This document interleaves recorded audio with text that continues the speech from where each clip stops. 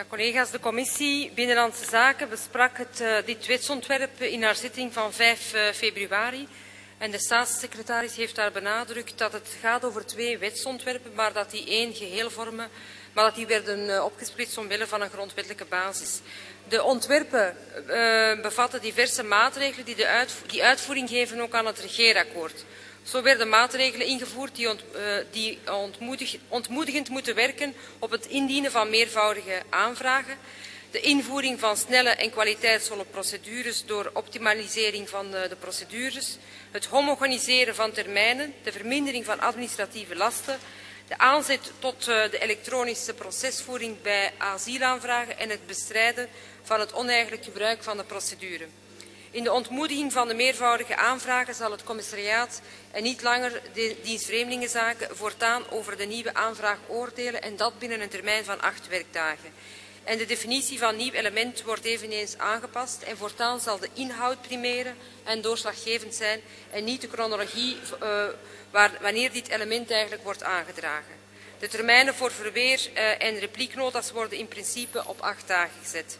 De procedure bij uiterste dringende noodzakelijkheid wordt ook teruggebracht op 3 werkdagen in plaats van 5 dagen, waarvan er minstens 3 werkdagen. Voorheen was er heel veel onduidelijkheid over wat mee te rekenen van weekenddagen en feestdagen. Bij de Raad voor Vreemdelingenbetwistingen wordt het aantal verslagverplichtingen afgeschaft en daarnaast zijn er uitbreidingen voorzien in de communicatie met mogelijkheden tot kennisgeving per fax. Ook is er een aanzet tot de elektronische procedure. Er zijn ook een aantal verbeteringen die de bescherming ten goede komen. Zo zijn er nieuwe definities, onder meer nieuwe elementen, ook van gender. En er wordt verduidelijkt dat met genderaspecten rekening wordt gehouden bij de toepassing van het criterium sociale groep. En daartegenover staat de plicht ook van de aanvrager om alle elementen zo snel als mogelijk mee te delen, tenzij hij of zij daar goede reden voor heeft en dat ook kan aantonen achteraf. Voortaan geldt ook het principe van 1 bevel om het grondgebied te verlaten na een negatieve beslissing van het commissariaat met een verlenging van dat bevel na bevestiging van de beslissing door de Raad van Vreemdelingenbetwistingen. En bij ontvankelijkheid van het cassatieberoep door de Raad van State wordt ook in opvang voorzien. Er werd in de commissie werden tal van vragen gesteld, tal van opmerkingen gemaakt, maar ik ga ze natuurlijk niet allemaal overlopen.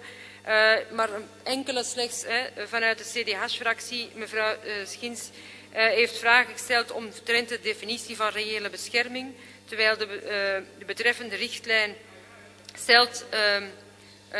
Ze heeft daar vragen over gesteld en over dat is er ook een antwoord gekomen. Over die reële bescherming zijn er trouwens ook vragen gesteld of is men ook aangesloten vanuit de PS-fractie, CD&V, SPA en Ecolo Groen. De heer Thibault van de PS is verheugd met de verwijzing naar de seksuele geaardheid in de definitie van de sociale groep, zoals dat ook voorzien wordt in de Europese richtlijn. En hij is ook tevreden met de betere verblijfsregeling voor de begunstigden van de subsidiaire bescherming. In de tussenkomsten van PS, CD&V, Ecolo Groen fracties wordt verder ook verduidelijking gevraagd met betrekking tot de omzetting van artikel 4.1 van de Europese richtlijn. En dat gaat over de samenwerking tussen de lidstaten en de asielzoeker in de procedure tot bescherming.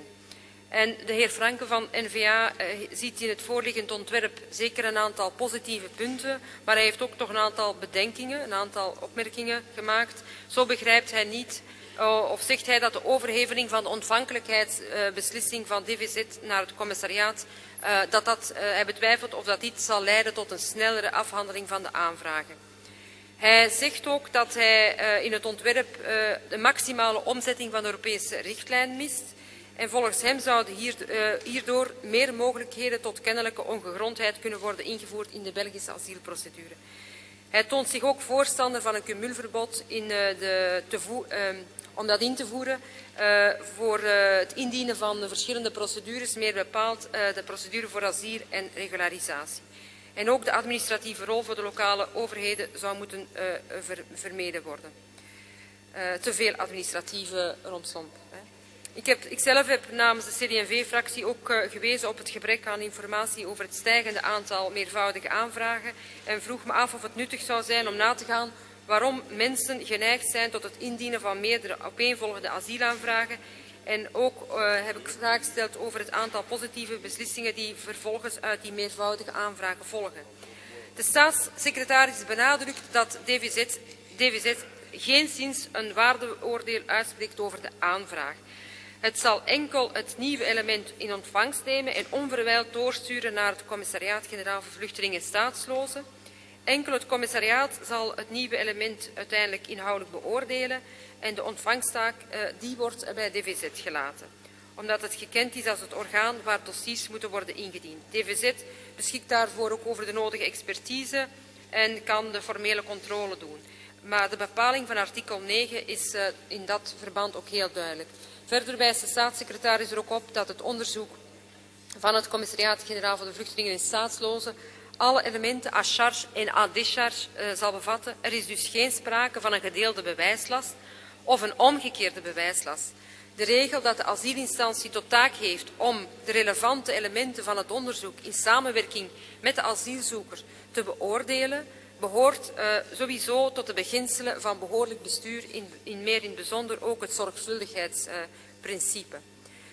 De oorzaak van het blijvende hoge aantal meervoudige asielaanvragen werd volgens de staatssecretaris wel degelijk onderzocht en uit de analyse bleek dat er eigenlijk geen eenduidige verklaring te vinden is.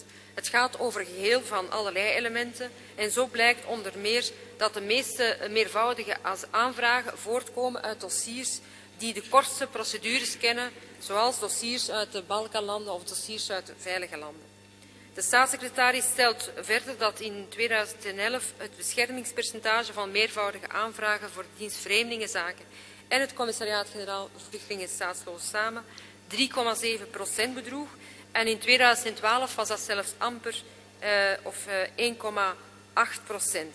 Die cijfers tonen aan dat de enorme belasting van de instanties niet in verhouding staan tot het aantal erkenningen die uit die procedure voortvloeit. Het toont aan dat het verkeerd is om aan te nemen dat het rekken van de procedures uiteindelijk sowieso wordt beloond met een erkenning, want uit de cijfers blijkt dat dit wel degelijk niet het geval is. De heer Majeur en ook andere collega's van de meerderheid hebben vervolgens een amendement ingediend. En amendement nummer 1, dat strekt tot de invoeging van een nieuwe bepaling met betrekking tot het spreidingsplan, zoals dat eigenlijk ook trouwens voorzien is in het regeerakkoord. Indien zich een crisis zou voordoen en indien het vrijwillig optreden van de OCMW's in verband met opvanginitiatieven, indien dat niet zou volstaan, dan zullen spreidingscriteria worden bepaald bij een koninklijk besluit dat wordt na overleg is vastgelegd in de ministerraad. En daarbij zullen uiteraard ook rekening worden gehouden met de eigenheid en de draagkracht van elke gemeente. Op grond van die criteria zal de last dan over alle gemeenten worden gespreid en zullen de enkele tientallen gemeentes die nu nog geen opvanginitiatieven hebben ook verplicht worden om opvanginitiatieven op te richten. Want voor de rest zijn eigenlijk, is de meerderheid van de gemeentes in België heeft ook al momenteel vrijwillig een eigen opvanginitiatief. Dit amendement werd bij de stemming ook aangenomen. Het geamendeerde wetsontwerp, of eigenlijk de twee, werden tenslotte aangenomen door de commissie met 12 stemmen voor en 2 stemmen tegen. Als u mij toestaat, voorzitter, ik heb ook gevraagd om ineens mijn tussenkomst op te doen. Remercier madame pour ce rapport fort complet et me permettre d'ouvrir la discussion générale, ce qui me permet de vous rendre la parole. Dank u wel, meneer de voorzitter. Collega's, wij zijn als CD&V-fractie zeer verheugd met het voorliggende ontwerp van de regering. Zoals ik reeds gezegd heb, geeft dit eigenlijk uitvoering aan het regeerakkoord. Een belangrijk deel en dat kunnen wij alleen maar toejuichen. De aanpak van die meervoudige asielaanvragen is een belangrijk punt in een efficiënt en ook humaan asielaanvraag. Het is onbetwistbaar zo dat dit een belangrijke werklast met zich meebrengt en dat dit ook een invloed heeft op de behandelingstermijn van de eerste aanvragen. En vorig jaar reeds hebben wij vanuit het parlement de meervoudige aanvragen willen ontmoedigen. Er is daar ook een wetsvoorstel door de meerderheid toen ingediend, maar blijkbaar